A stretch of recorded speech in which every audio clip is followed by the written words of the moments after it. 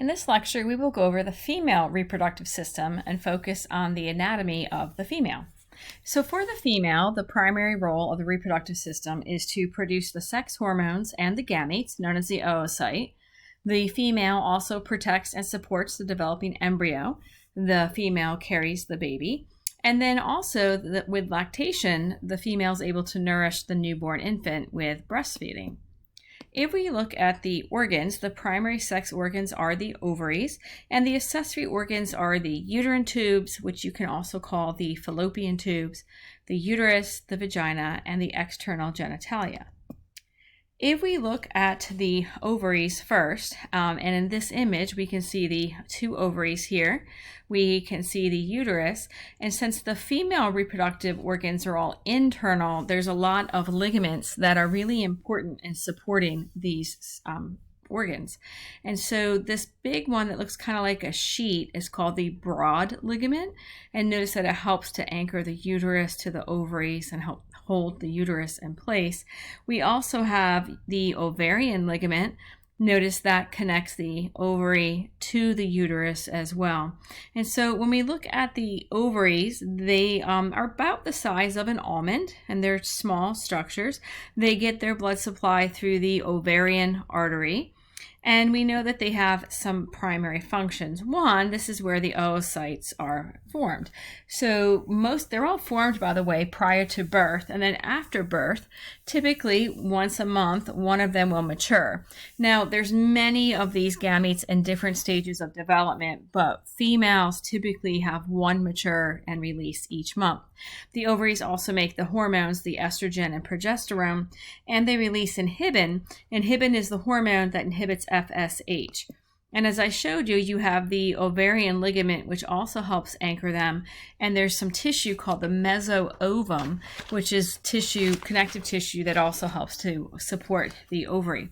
So if we look at our ovaries, we know this is where the oocyte is released, and then it needs to travel. And so when it leaves the ovary, it's going to enter one of the uterine tubes or fallopian tubes. And notice that these fallopian tubes are going to end in these like finger-like processes. Notice they don't directly attach. There's a little space there. These finger-like things are called fimbriae, and we'll look at that next. But these uterine tubes are made up of smooth muscle, and they're going to transport that oocyte from the ovary to the uterus. And so since they have smooth muscle, it'll use peristalsis. If we look at the tubes, we know that the tubes have three pieces to them. So we'll start right here next to the uterus. The piece of it next to the uterus is called the isthmus. So it's about this area right here. And then as we follow it out, it has an area where it curves, and this whole little curve area is the ampulla. Now, this is where fertilization typically occurs as well. And then it ends in the infundibulum, and the infundibula has these fimbriae, and those fimbriae extend. And remember, they do not directly attach to the ovary. There's actually a small space there. And so when the oocyte is ovulated, it has to get sucked up into those fimbriae. And then they're just going to move the oocyte to the uterus. They do have some cilia, which also helps, and it takes about 3 to 4 days to move that. This is one of our models, our female reproductive models, so I wanted to really quickly go over this with you. You can see number 9 is the uterus. Number 8, the yellow thing, is the ovary. And so in this view, back here is the rectum. So this is the left side. That would be the left ovary. 4 is the ovarian ligament. 6 is the infundibulum. And 7 are the fimbriae, the finger-like projections. 5 is the ampulla, and 3 is the isthmus. 2 is this broad ligament, and then there's another ligament called the round ligament, which you see here as number 1. And these ligaments help, again, as we mentioned, support the uterus and the ovaries.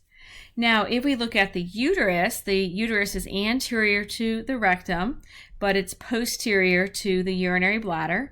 It's kind of pear-shaped. It's a pretty thick, smooth muscle organ.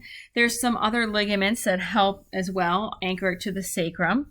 And we already mentioned the broad and the round ligaments. Now, if we look at the uterus, again, kind of looks like an upside-down pear, but the uterus has the body, which is the main part. And then it has the fundus, which is the superior portion. And then it has the cervix, which is the inferior portion. Now, the cervix actually sticks into the vagina a little bit. And so if we look at the cervix, the little opening is called the external os. So that's the opening that actually dilates when you have a baby, when they're checking that. And then this is called the cervical canal, which goes up into the inside of the cervix. If we were to look at the wall of the uterus, so again, here we see the body, the fundus, and information about the cervix. This is a view, an anterior view, again, just so you can get your anatomy. You can see the sigmoid colon, the rectum, you can see the uterus and the urinary bladder. Also, because of the proximity of the uterus to the urinary bladder, if you have ever been pregnant and as that baby grows, it can put pressure on the urinary bladder as well and cause some incontinence to occur. We know if we look at the uterus that there's 3 layers to the uterine wall. The inside is called the endometrium. The thickest layer is the myometrium. That's all the smooth muscle. The myometrium is what contracts when you have your menses or your period to push the fluid out. And it also is what contracts when you have a baby. And the perimetrium is the outermost layer of the uterus. And in this picture, you can see the endometrium, the very thick myometrium, and the perimetrium. Now, the endometrium has this layer in it called the stratum functionalis, and that's the layer that becomes very vascular every month. So what happens is blood vessels grow into the area, cells replicate, and it thickens the stratum functionalis. If pregnancy does not occur, the stratum functionalis is what's sloughed off when you have your period.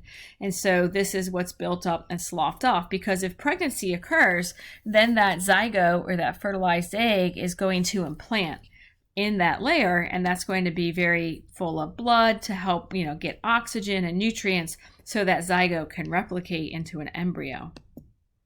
The vagina is a fairly elastic tube. It's between the cervix and something called the vestibule. The vestibule is the opening to the female reproductive system. I'll show you that in a moment. And obviously it's stretchy. When we're looking at the vagina, it's your menses, your menstrual fluid comes out of the vagina. It is going to receive the penis and the sperm during sexual intercourse, and it forms the birth canal. So the vaginal delivery, the baby passes through the vagina. So I mentioned the cervix sticks into the vagina, and there's an area around the cervix called the fornix. And so as the vagina protrudes, maybe this picture, there's space around it. And so it sticks into the vagina, and there's a little space around it, which is called the fornix. And so sometimes students will ask me, well, if the vagina is like 3 to 3.5 inches long, a lot of times an erect penis is longer than that. Well, during intercourse, sometimes the penis can hit the cervix, but usually the cervix moves and it can kind of slide on either side because that sticks and protrudes in about 1 inch. When we look at the female reproductive model, I just wanted to go over a few things with you. So we can clearly see our urinary bladder. Remember, we use the first and last name. And then we're going to have the rectum and then the anus. We will see the urethra. And then I have the uterus. Now, if I had to pick, this would be the fundus up here. This would be the body, and then this area is the whole cervix. We can see an ovary here, so this would be the left ovary. I can see my fimbriae. I can see my ampulla. I'm just going to abbreviate here. And then my isthmus would be the part closest to the uterus, and then I'll just kind of circle. This would be the infundibulum, and you can see those finger-like fimbriae really well. I can see my endometrium, my myometrium, and perimetrium. Here's the vagina. And then I have my labia. I have my minora and my majora, and we haven't talked about these yet. We'll get there shortly. And then there's my, you can say clitoris or clitoris. And then females, we have this fatty pad called the mons pubis as well. So just a quick review of the female anatomy. Now, there's glands called vestibular glands, and you don't have to memorize all their names. Just know that they're near the entrance to the vagina, and they can make different secretions. We also know that the cells lining the vagina are epithelial cells, and they actually store glycogen and use it to make lactic acid. And so this keeps the pH of the vagina pretty low, between 3.5 and 4. So remember that sperm are not going to be able to swim if the pH hits 6. That's why it's so critical that there's semen, because when the male ejaculates, it's semen and sperm. They both get deposited in the vagina, and then the sperm are going to have to swim, and they're going to have to go up the uterus, because remember, the fertilization doesn't happen in the vagina and it doesn't happen in the uterus. It usually happens all the way out here around the ampulla. So when the sperm and semen are deposited in the vagina with the very low pH, and I kind of joke that it's a hostile vagina, well, yeah, you need a nice low pH because you have an outside opening. So, you want to make sure that you have some defense, and the low pH is one of those. But then the sperm have to go up the uterus, and then they have to go to the right or to the left to get up the correct fallopian tube where they're going to have the fertilization occur. So the pH is low for protection, but it makes it a little inhospitable to sperm, which is why the semen's so critical. And there's also a lot of bacteria that are in the vagina. So these are, the good bacteria. Their job is to take up space, to compete, so that, pathogenic bacteria can't gain hold. A lot of times, if a female goes on a broad spectrum antibiotic, there's a risk of getting a yeast infection. Yeast are fungi, and we have yeast all over. But if you suppress the bacteria, then other microorganisms can grow as well. And then the hymen is just a piece, it's epithelial, so it may or may not be vascular, but it's a piece of tissue in the vagina. It can be ruptured by intercourse or using a tampon, and sometimes when it ruptures it bleeds, and sometimes it doesn't bleed, so it's just an extra tissue. I have no idea why it's there. And then if we look, this is basically the vestibule. So if we're looking at the external view of the female, we have the vulva, and this is the area with the external anatomy.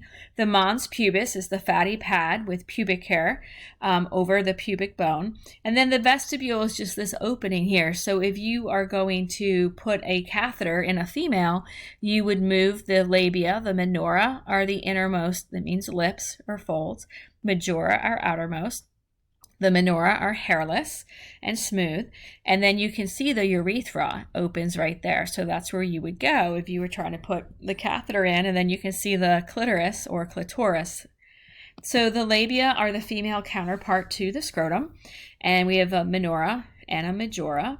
So you can see those. And again, this is the vestibule. You can see the entrance to the vagina here. And then we have the clitoris or clitoris. So this is the female counterpart to the penis. It becomes engorged with blood during arousal, so it can become erect. It does have a little glans, a little piece of skin covering it up. And that's called the prepuce, basically. So the glans is the tip, and the prepuce or the hood is the extra skin that's there. And then the perineum is this area between the vagina and the anus. And this is where an episiotomy might be performed during childbirth. So sometimes the area is cut because when that head is coming out, if it's going to tear, it's better to give a cut because a straight cut would heal better than a jagged tear. And then when we look at mammary glands, we know that obviously they produce milk for lactation. They're under control of hormones. The main hormone you probably remember is called prolactin from the anterior pituitary. And we know that we have the fat pads that form the breasts. Each breast has a nipple, and then the area around it is called the areola, the skin around the nipple. And if we were to look inside the breast, just know that we have these lobules, you can see them here, and that these lobules are going to have these little cells. A lot of times they're called alveoli cells or alveolar cells, but just know that the lobules have these little cells here are going to make the milk, the breast milk. And so each of these lobules is drained by a duct, and then the duct will drain into the sinus. So we'll draw a duct in purple here. So these are the ducts.